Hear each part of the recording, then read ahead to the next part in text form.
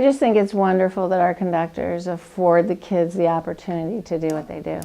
Well, I really enjoy working with young people.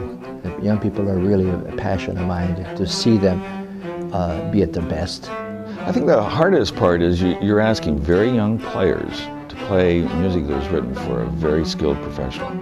When you look on the faces of these students, when they're having one of those moments, when they get it, and all of a sudden this big grin comes on their face and they sit up and they experience this moment. I think that's probably as much of a thrill as anything. I love it whenever the kids, they get the music. Instead of just playing the notes, they're actually getting to what is inspiring about music.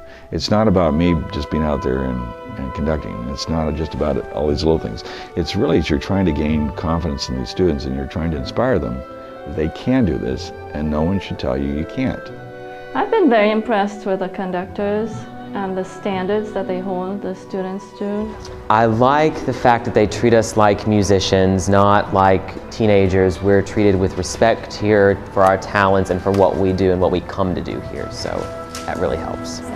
They really believed in us and our ability to play real music. A lot of orchestras our age play transcriptions and such, but we're playing the real stuff. We played Tchaik 4, they're playing Tchaik 5 now, and those are experiences that are so valuable if you're going to continue in music, but a lot of people don't have because the instructors just don't believe that the kids can do it. If you give them challenging music and if you can promote it in the right way and set the right groundwork for learning, then they take off. Then at that point, once they take off, what we do is just channel the energy. Because the kid has now made the decision, I'm going to do this. I'm not doing this because my parents are making me be here. I'm not doing this because if I don't do this, I'm getting an F in music this semester. They don't have to be there. They could be doing a lot of other things. They're choosing to be there. That says a lot about the student. That says a lot about the home life, because that means that the parents at home are given the same reassurance and the confidence that you can do whatever you want.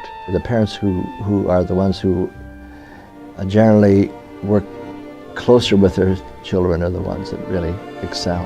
It's incredible the number of people that volunteer for this is what makes this work, and they need to be thanked. I mean, it's unbelievable. I wish all the very best for this formation, for people who lead it, for people who inspire all this movement, to have this youth orchestra and to have such a challenging repertoire and play it so well. Hats off. I mean, it's wonderful.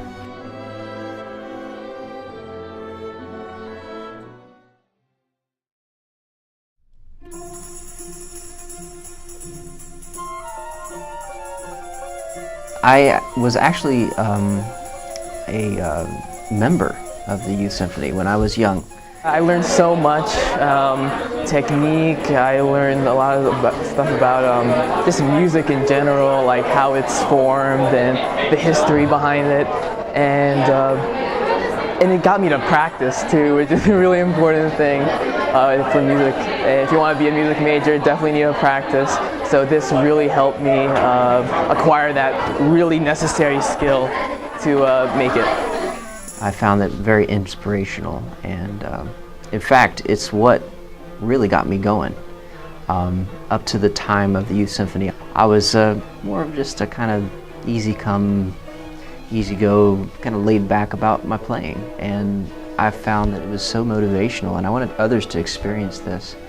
I played oboe and English horn in the symphony, and now I am going to Vanderbilt Music School, which is Blair, and I'm majoring in performance. Hopefully we'll be an orchestral musician someday. All the music, the repertoire that we went through there is really helpful now, because when I go and play gigs, places, or I play at school, I'm familiar with the way of just playing orchestral music. To talk to these people who have been in this group back as far as 22 years ago, and talk to them about the effect that it had on them, and now they're parents.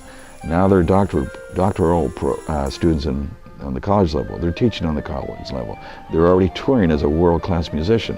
It's always wonderful to hear from students from the past that have have made good, not necessarily music, but we do have some great music students, but in other areas, for example, physicians, lawyers, who come back and say, it's made a difference in my life. And so I guess that's what it's all about. For them to see this group still in existence and actually on a much more grandiose level than they ever remembered it, gives them cause that this is good stuff. I'm going to make sure my students have this. I'm going to make sure my community supports something like this.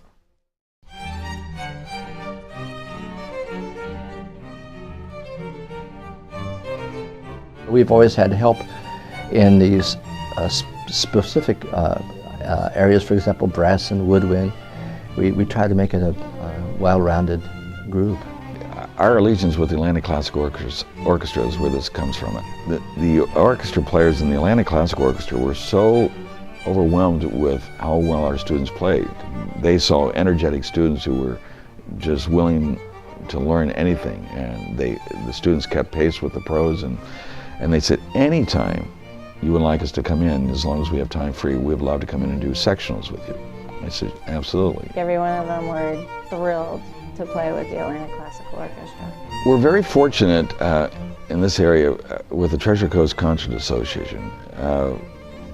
They love the Youth Symphony, our Youth Symphony, and they see the benefits that we're doing. And the organizers and the directors of the Concert Association come to our concerts. And they've always made the overtures when we have an orchestra in concert on tour coming to the theater. Could they sit in with your group? We had the Kremlin Orchestra on tour, and the students got to sit down and play Tchaikovsky 5 with them with a guest conductor. And so that collaboration of sitting next to a professional and actually spending a rehearsal time working this out was monumentous. We had good time. My musicians had good time. And it's wonderful for me that they see that in not in specialty conservatorium setting, but like in a community, it's possible to have that degree of commitment of kids sitting here all evening, and their parents apparently here, and they're playing glorious music and obviously enjoying it.